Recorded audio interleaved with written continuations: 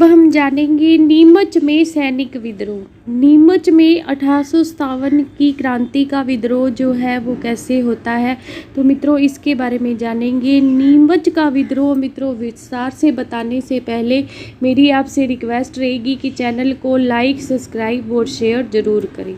मित्रों नीमच जो है वर्तमान में मध्य प्रदेश ज़िले में आता है, लेकिन जिस टाइम ये क्रांति हुई 1857 की, उस टाइम ये राजस्थान की मेवाड़ रियासत के अधीन था। मित्रों मेवाड़ रियासत के अधीन होने के कारण इस नीमच छावनी का जो समस्त जो प्रशासन था वो मेवाड़ का पॉलिटिकल एजेंट मेजर शावर्स जो है वो संभालता था।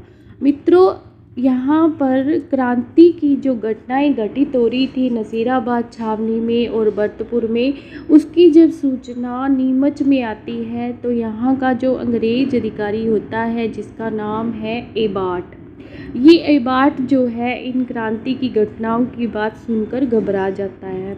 मित्रों इसके अलावा नीमच छावनी के जो सैनिक थे उनमें ये अफवाह फैल जाती है कि यहाँ पर जो रोटी बनती है, रोटी का जो आटा है उसमें गाय सूअर की हड्डियों का चूरा मिला हुआ है। मित्रों इस घटना से जो यहाँ के हिंदू और मुस्लिम जो सैनिक होते हैं उनमें ये बात की आशंका फैल जाती है कि इन रोटियों को खाने से हमारा धर्म भ्रष्ट हो जाएगा।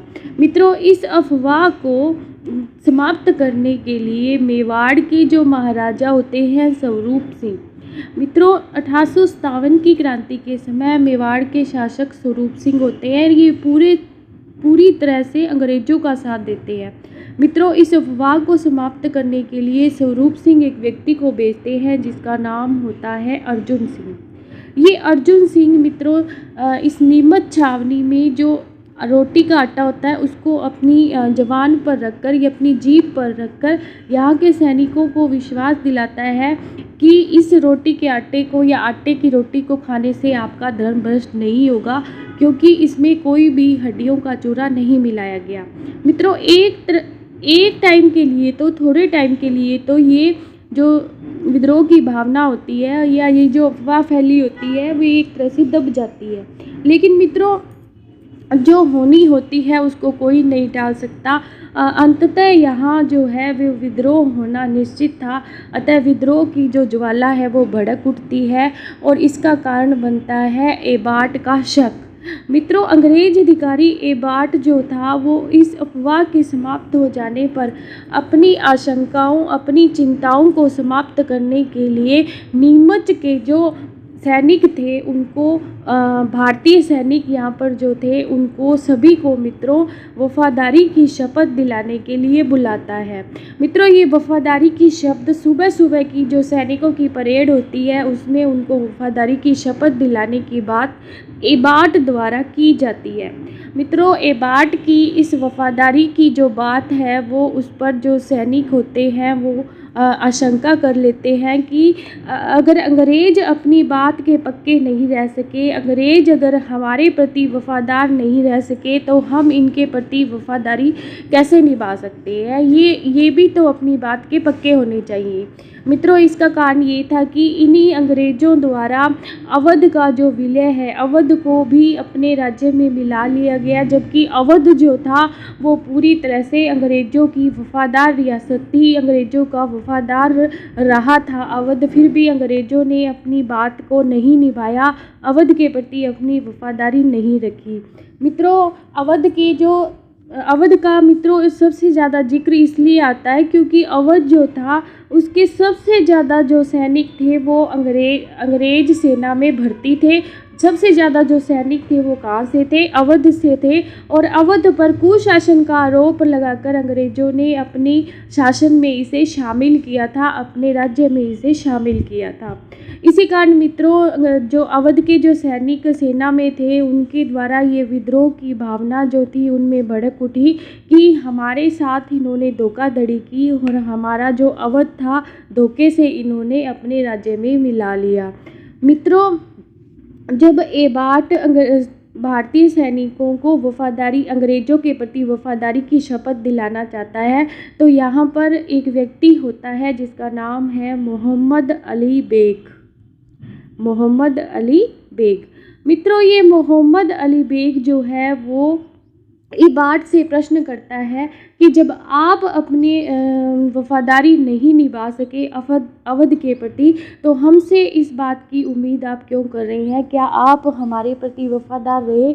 तो मित्रों, इस बात को सुनकर इबाद जो है वो मोहम्मद अली बेग को कोई भी संतोषप्रद जवाब नहीं दे पाता।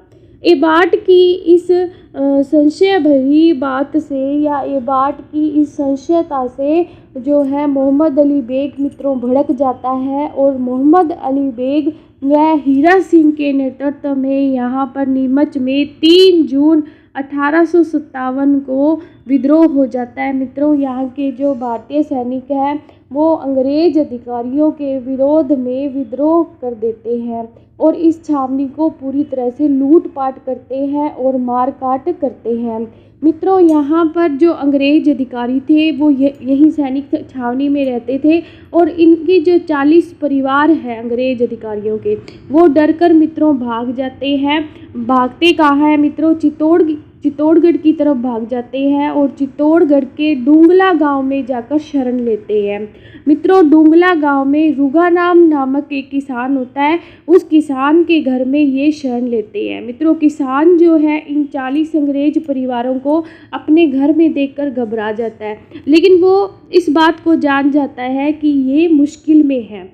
मित्रों, इस बात की सूचना जब मेवाड़ के महाराणा स्वरूप सिंह को लगती है तो वो इन अंग्रेज परिवारों को बचाने के लिए मेजर शावर्स को भेजता है। चूँकि मित्रों ये जो नीमच छावनी थी वो मेजर शावर्स के अंडर में आती थी, इसलिए मेजर शावर्स जो है इन 40 अंग्रेज परिवारों को बचाने के लिए चित्तौड़गढ़ पहुंचते हैं और चित्तौड़गढ़ से इन्हें उदयपुर ले आते हैं। क्योंकि मित्रों मेजर शावर्स जो थे वो इस टाइम उदयपुर में ही रहते थे और उदयपुर में इनको मित्रों स्वरूप सिंह द्वारा जग मंदिर में शरण दी जाती है। मित्रों, ये जग मंदिर जो है वो उदयपुर की पिछोला झील में बना हुआ है और इसका निर्माण जो है मित्रों वो शुरू करवाया गया था उदयपुर के मेवाड़ के महाराणा कर्ण सिंह द्वारा और मित्रों इसे पूर्ण किया था कर्ण सिंह के पुत्र जगत सिंह प्रथम ने। इस जग मंदिर में मित्रों इन 40 अंग्रेज परिवारों को शरण देते हैं जो नीमच छावनी के सैनिकों से घबराकर यहाँ आ जाते हैं और स्वरूप सिंह द्वारा इनके देखभाल की उचित जो है व्यवस्था की जाती है और मित्रों इनकी देखभाल का जो समस्त कार्य है वो गोकुल चंद मेहता नामक एक व्यक्ति को सौंपा जाता है। उनको ये जिम्मेदारी दी जाती है कि इन परिवारों की उचित देखभाल की जाए।